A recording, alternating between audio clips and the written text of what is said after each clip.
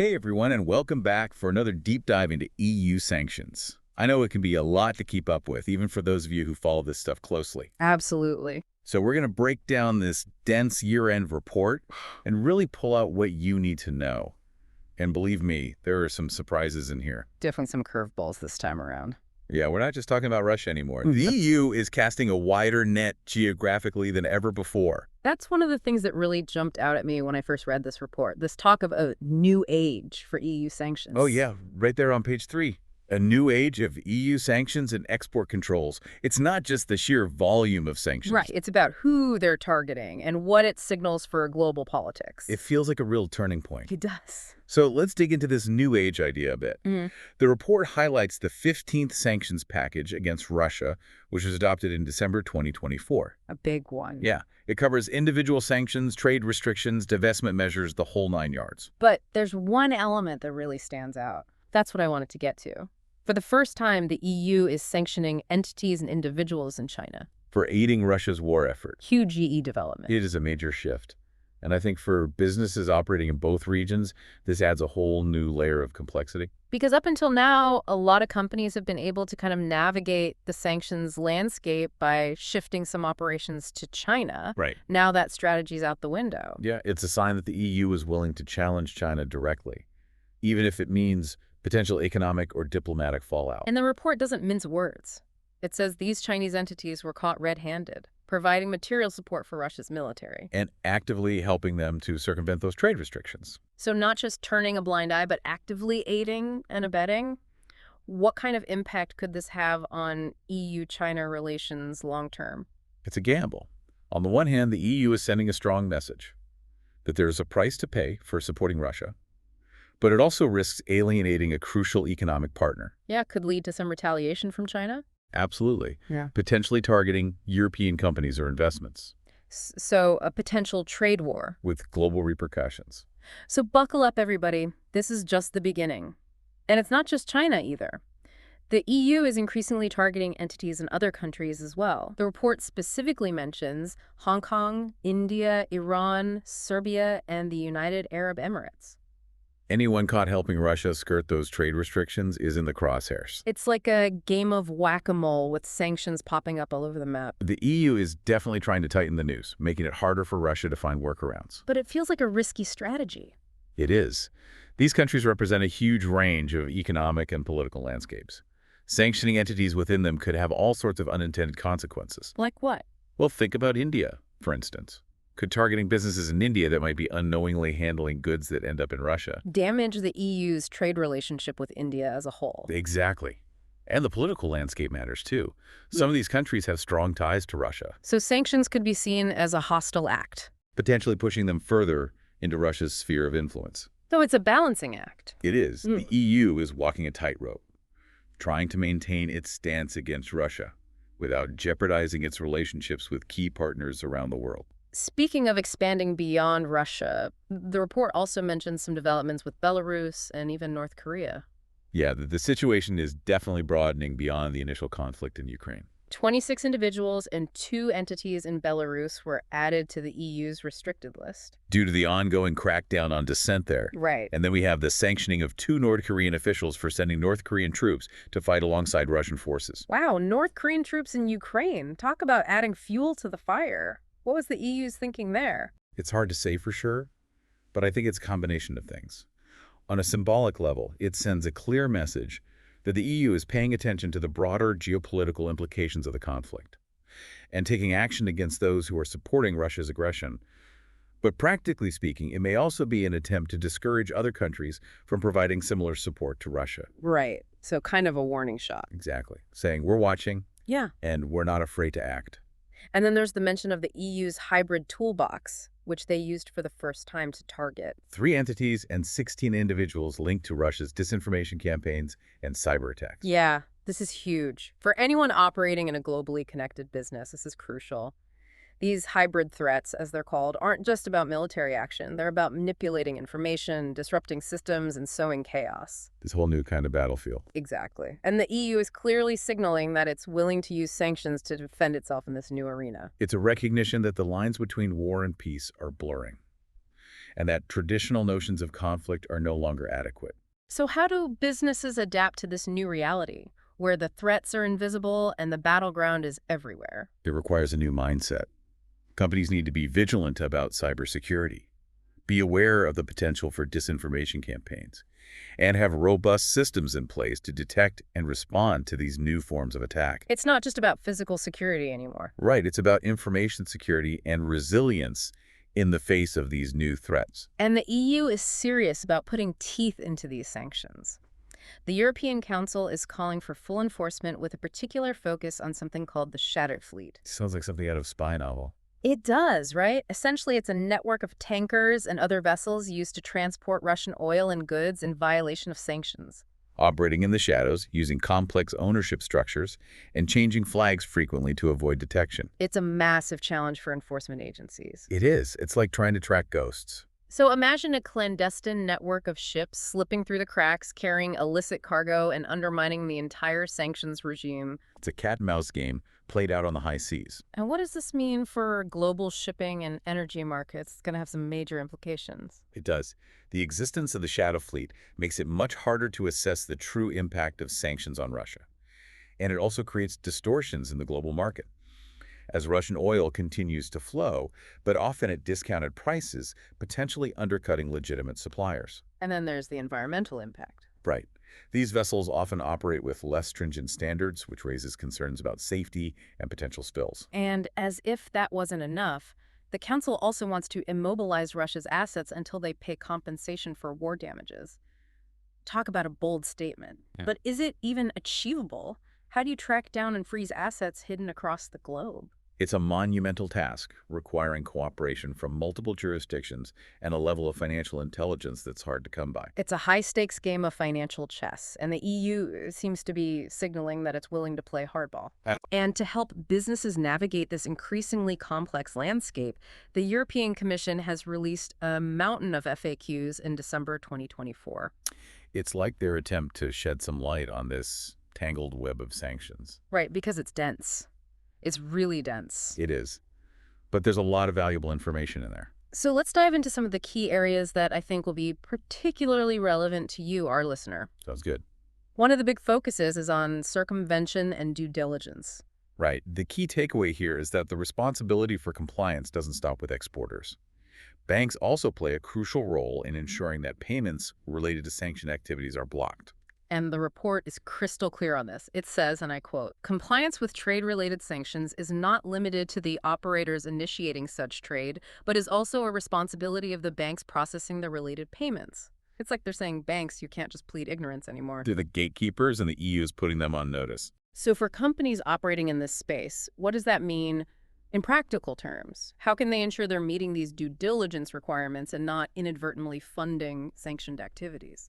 The Commission outlines some specific steps companies should take, including screening all parties involved in a transaction, carefully controlling goods and services, analyzing the risk profile of each transaction, and implementing a comprehensive strategic risk assessment.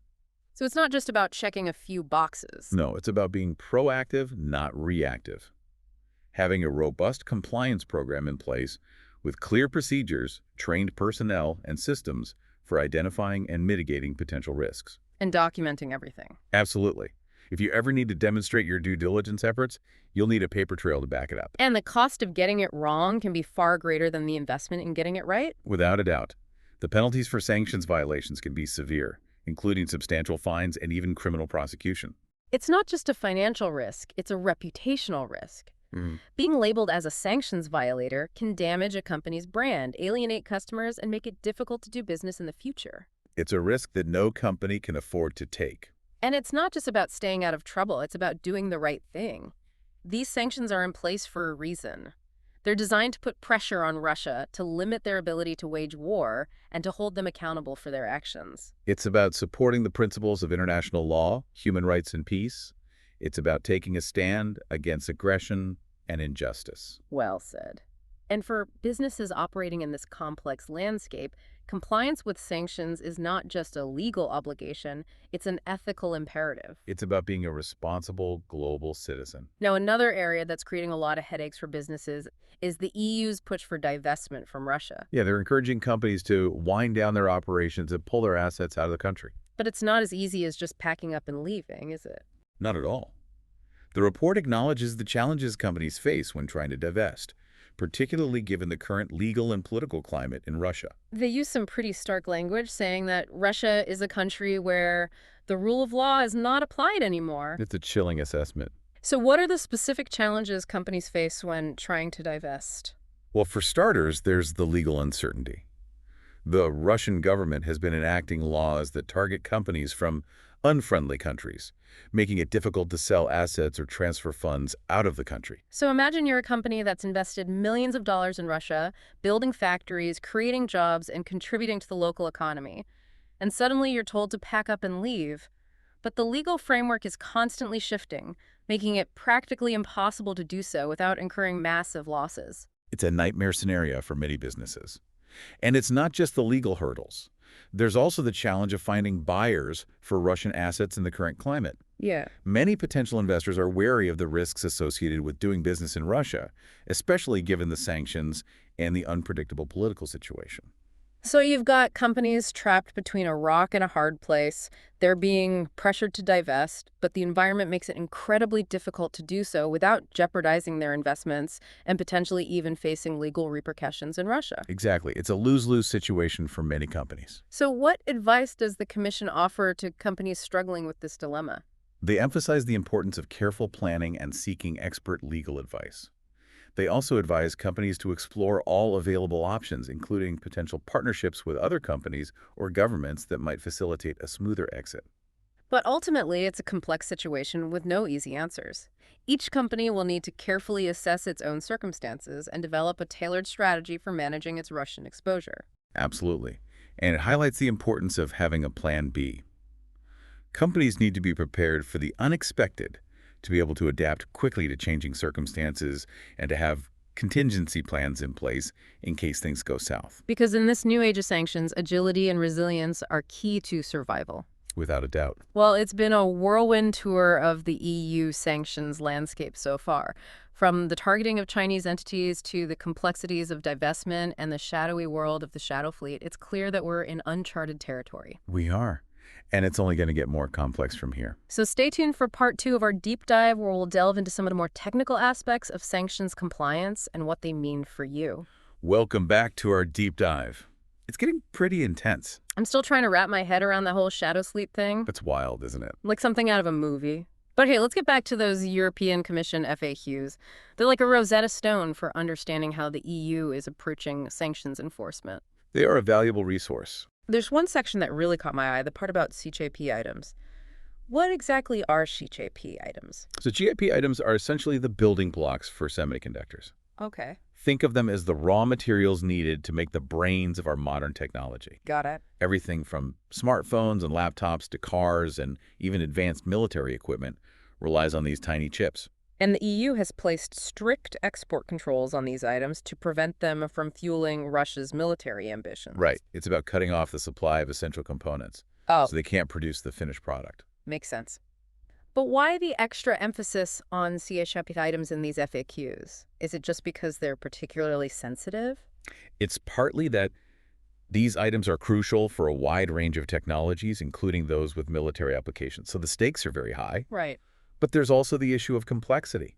Semiconductor supply chains are incredibly intricate, Oh, I bet. involving multiple companies and countries, Mhm. making it harder to track and control the flow of these items. So it's not as simple as just saying no CHIP items to Russia. Exactly. You need to monitor the entire supply chain to ensure that these components aren't ending up in Russian hands through indirect routes. And that's where these enhanced due diligence requirements come in. Precisely. The EU is putting the onus on companies to really scrutinize their supply chains, to know their customers, to understand the end use of their products, and to be on the lookout for any red flags that might suggest an attempt to circumvent sanctions. It sounds like a logistical nightmare. It can be. It's a real challenge. Mm. But the Commission is providing some practical guidance in the FAQs. They're emphasizing the importance of strategic risk assessments. What does that mean? Essentially, companies need to think like a sanctions evader, to anticipate potential loopholes and weak points in their systems, and to put in place measures to mitigate those risks. So it's not enough to just have a compliance checklist. Not anymore. Companies need to be actively thinking several steps ahead, to be constantly evaluating their risk exposure and adjusting their procedures accordingly. Proactive, not reactive. Exactly. And of course, they need to document everything. If they're ever challenged on their compliance efforts, they need to be able to show a clear paper trail demonstrating that they took all reasonable steps to prevent violations. A lot of pressure on companies to get it right. There is. The stakes are high. And the Commission is really hammering home the importance of the no re-export to Russia clause. Right. Why is that clause so critical? It's designed to prevent goods from being shipped to a third country with the intention of then being rerouted to Russia. It's a way of closing a loophole that's often exploited to circumvent sanctions. Sneaky. It is. But getting this clause into contracts can be tricky, especially when dealing with companies in countries that haven't imposed sanctions on Russia. So you're asking a company in, say, India to agree to a clause that could potentially restrict their business operations, even though their own government hasn't taken a similar stance. Right? It's a tough sell. And the FAQs acknowledge this reality. They provide some guidance on how companies can navigate these sensitive negotiations, emphasizing the importance of clear communication, strong relationships, and detailed documentation. So even if you can't get the clause explicitly written into a contract, you can still take steps to demonstrate your commitment to compliance. Exactly. It's about mitigating risk and showing that you've done your due diligence. Okay, let's move on to something a bit more glamorous, diamonds. The report mentions a flurry of new FAQs about the diamonds embargo. Why all the focus on sparkly rocks all of a sudden? Well, diamonds might be a girl's best friend, but they're also a major source of revenue for the Russian government. So the EU is trying to cut off that revenue stream. Exactly. Right. The diamond trade has been a lifeline for Russia, helping them to weather the storm of sanctions. And the EU wants to sink that ship. Essentially, yes. But how do you actually enforce a diamonds embargo? They're small, portable, easily smuggled. It's a huge challenge. But the EU has been working with industry partners and international organizations to establish a system for tracking and certifying diamonds. A diamond passport?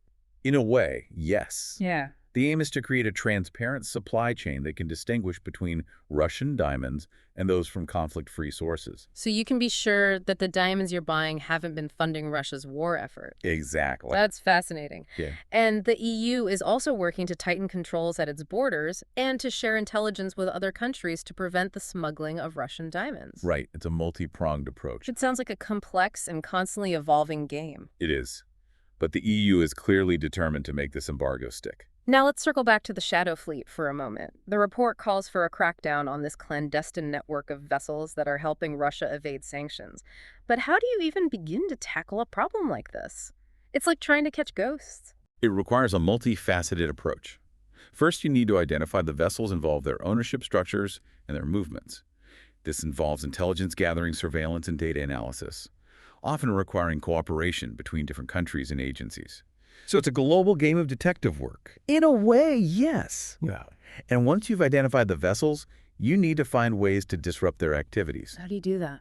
It could involve denying them access to ports and services, seizing their assets, or even intercepting them at sea.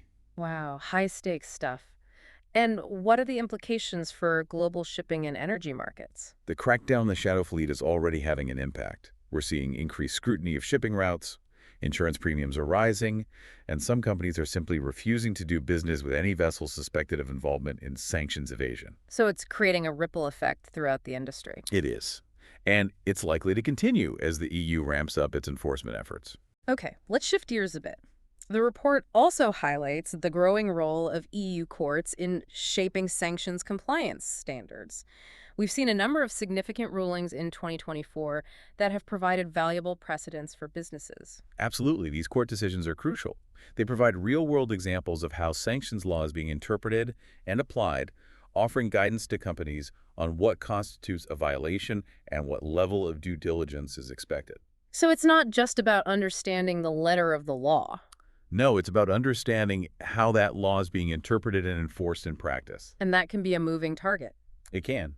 Companies need to stay informed about these court rulings and to adjust their compliance procedures accordingly. So it's not a set it and forget it kind of thing. Definitely not. Sanctions compliance is an ongoing process that requires constant vigilance and adaptation. And the EU is clearly sending a message. Ignorance is not a defense. Right. Companies can't just bury their heads in the sand and hope for the best. They need to be proactive, informed, and vigilant. Because the stakes are too high to leave compliance to chance. Exactly. One wrong move could result in significant financial penalties, reputational damage, and even criminal charges. So it's worth investing the time and resources to get it right. Absolutely. It's an investment in your company's future. Well, this has been a fascinating and frankly a bit overwhelming look at the evolving landscape of EU sanctions.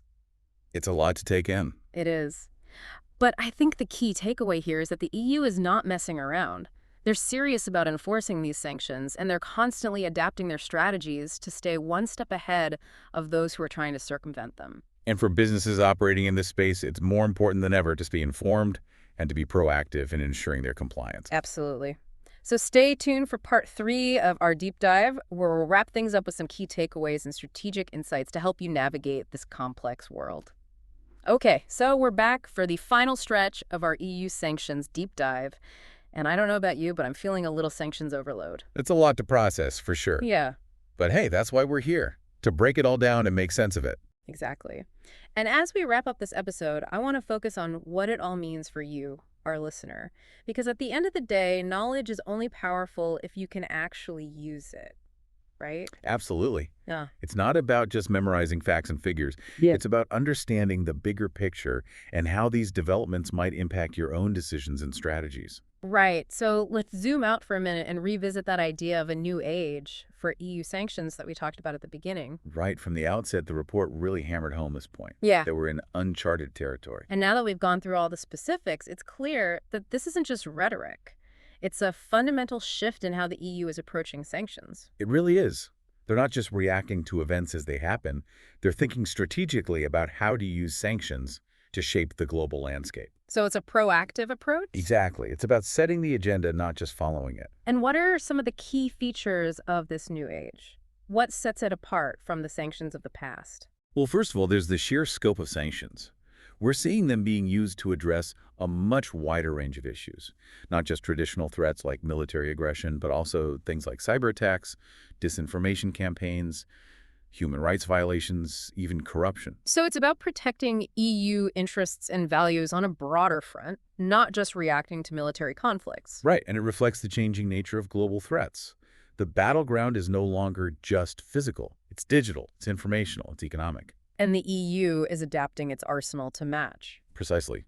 They're recognizing that traditional notions of conflict are no longer adequate, and that sanctions need to evolve to address these new realities. Another key feature is this laser focus on enforcement and closing loopholes. Right, we talked about the shadow fleet and those enhanced due diligence requirements. Mm-hmm. The EU is clearly getting serious about squeezing the network of enablers that help Russia evade sanctions. And it's not just about going after the big fish.